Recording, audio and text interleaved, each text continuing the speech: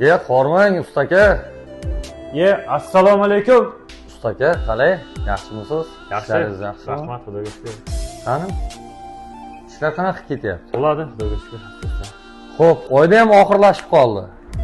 Usta aka, o'tgan safargidek yana kechikmasin, iltimosingizdan. Menga ham juda ham pul zarur.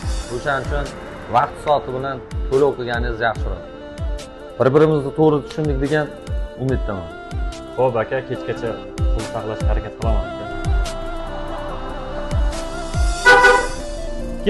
Keling.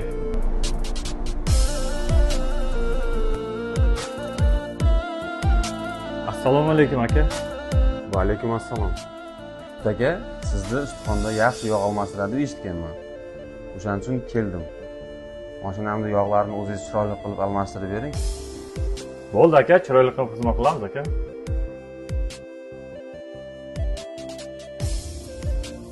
Aka, xohlasangiz yaxna ichimliklarimiz ham bor.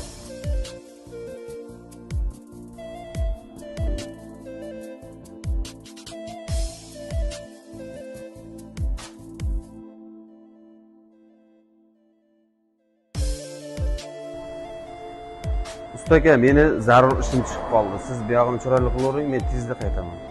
Bo'ldi aka, ishlaringizni bemalol bitirib kelavering. Usta aka, tayyor bo'ldimi mashina? Ha, bo'ldi aka, bo'ldi. Xizmat haqingizni kartaga o'tkazib qo'ydim. Bo'ldi aka, tushdi, rahmat. Xizmatingizga rozi bo'ling aka. Bo'ldi aka, rahmat, keling. Akani barsetkasi olib ketganga o'xshaydi. Ichini ochib qaraylik qani, balkim telefon raqami bordir.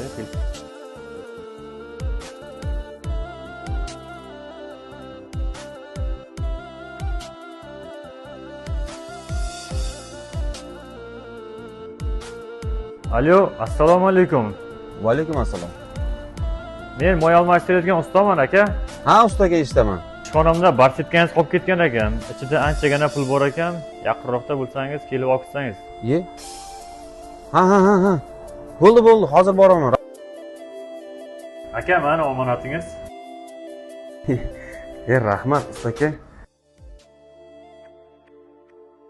Usta aka, halol. Yo'q, kerak emas aka. Aka, bu pulni men rozi bo'lib beryapman chin yurakdan. Bu pullarni men halol peshona terimini topganman. Ishonsangiz, men bu pullarga hozirgina ota-onamni hajga to'lov qilgan ketayotgandim.